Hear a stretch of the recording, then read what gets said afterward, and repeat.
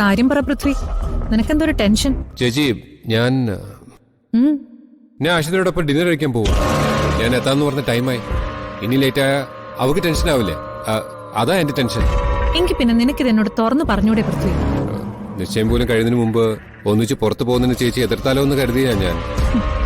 അത്രയ്ക്ക് പഴഞ്ചനൊന്നും അല്ല നിന്റെ ചേച്ചി. അതല്ല ചേച്ചി, ഞാൻ മതി മതി, മനസ്സിലായി. ഇനി കിടന്ന് ഉരുളണ്ട. സമയം കളയാതെ വേഗം ചെല്ലാൻ നോക്ക്. അഷിതയെ പോസ്റ്റ് ആക്കണ്ട. ശരി.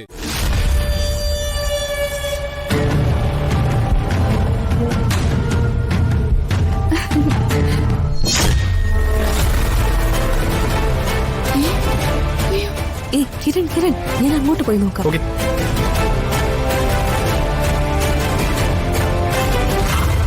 ഇവരിപ്പോ എവിടുന്നാ വന്നത്? ഇനിയും ഞാനും പൃഥ്വിയും ഡിന്നറിന് പബ്ബിൽ പോകുന്ന കാര്യം അറിഞ്ഞിട്ട് ഫോളോ ചെയ്യുന്നതാണോ? ഇവരറിഞ്ഞെങ്കിൽ എല്ലാം കുളവും.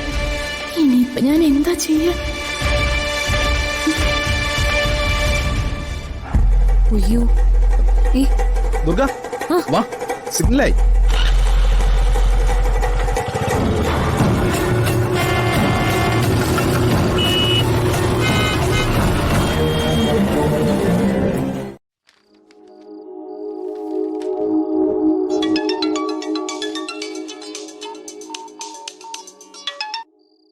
ഹലോ ഹലോ അഞ്ജന, എന്തിനപ്പ വിളിച്ചേ? അത് പബ്ബിൽ അടിച്ചു പൊളിക്കുന്ന സമയത്ത് എന്നെ ഓർക്കില്ലെന്നാ ഞാൻ കരുതിയത്. എടീ, എനിക്കെന്തോ ആകെ ഒരു ടെൻഷൻ പോലെ. എന്തിന്? നമുക്കിതൊന്നും പരിചയമില്ലല്ലോ. അത് കൊള്ളാം. ഇങ്ങനെയൊക്കെയല്ലേ ഓരോന്നും പരിചയപ്പെടുന്നേ. ഞാനാണെങ്കി പബ്ബും ഡാൻസൊക്കെ സിനിമയിലേ കണ്ടിട്ടുള്ളൂ. ഇതൊക്കെ എക്സ്പീരിയൻസ് ചെയ്യാൻ ഭാഗ്യം കിട്ടുന്നത് ഒരു വലിയ കാര്യല്ലേ. അതും കല്യാണം കഴിക്കാൻ പോകുന്ന ആളുടെ കൂടെ. വെറുതെ ഓരോന്നും ആലോചിച്ച് ടെൻഷൻ ആവാതെ കിട്ടിയ അവസരം നീ എൻജോയ് ചെയ്യും. കുഴപ്പമൊന്നുമില്ലല്ലോ? ഒരു കുഴപ്പമില്ല. നീ അടിച്ചു പൊളിക്ക്. അമ്മ എന്റെ എന്നെ തിരക്കിയോ? ഇല്ല, ഇവിടെ ആർക്കും നിന്നെ തിരക്കാനൊന്നും സമയമില്ല. അല്ലെങ്കിൽ തന്നെ നീ പൃഥ്വിയുടെ കൂടെ പുറത്തു പോയിരിക്കാന്ന് ഇവിടെ എല്ലാവർക്കും അറിയാലോ. പിന്നെന്താ? അത് ശരിയാ. അപ്പൊ പിന്നെ സംസാരമില്ല. ഉള്ള സമയം തകർത്തോ. ശരി, ഓക്കെ, ബൈ. അവളുടെ ഒരു ഭാഗ്യം. എനിക്ക് ഇതുപോലെ ഒരുത്തനെ കിട്ടിയാൽ മതിയായിരുന്നു.